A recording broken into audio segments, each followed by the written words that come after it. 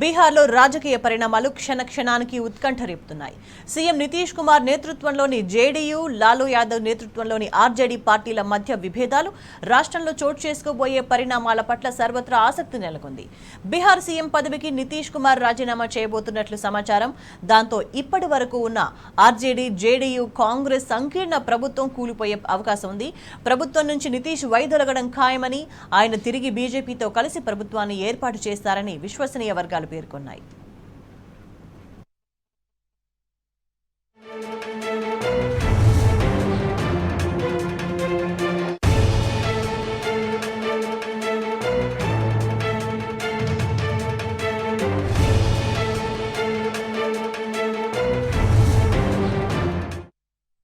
బీజేపీతో చేతులు కలిపి కొత్త సర్కారు ఏర్పాటుకు నితీష్ కుమార్ ప్రయత్నం చేయబోతున్నట్లు సమాచారం. ఇందులో భాగంగా ఇవాళ జేడీయూ శాసనసభాపక్ష సమావేశం జరగబోతోంది.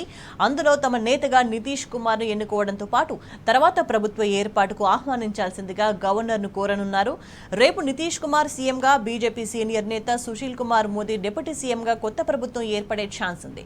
నితీష్ గనక రాజీనామా చేసి స్నేహహస్తం అందిస్తే వెంటనే ప్రభుత్వ ఏర్పాటుకు సంబంధించిన విధి విధానాలను ప్రతిపాదించడంలో ఆలస్యం చేయకూడదని బీజేపీ అధిష్టానం బీహార్ నేతలను ఆదేశించింది. అటు పలువురు కాంగ్రెస్ ఎమ్మెల్యేలు నితీష్ వెంట వెళ్లే అవకాశం ఉంది.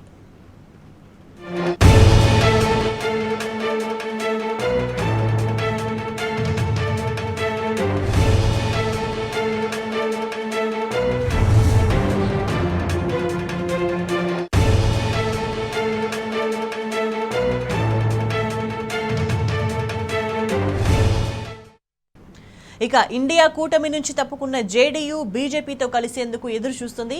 అయితే కేంద్రంలో మూడోసారి కూడా బీజేపీ అధికారంలోకి వస్తుందనే అంచనాలతో ఇండియా కూటమి నుంచి నితీష్ కుమార్ బయటకు వచ్చినట్లు టాక్.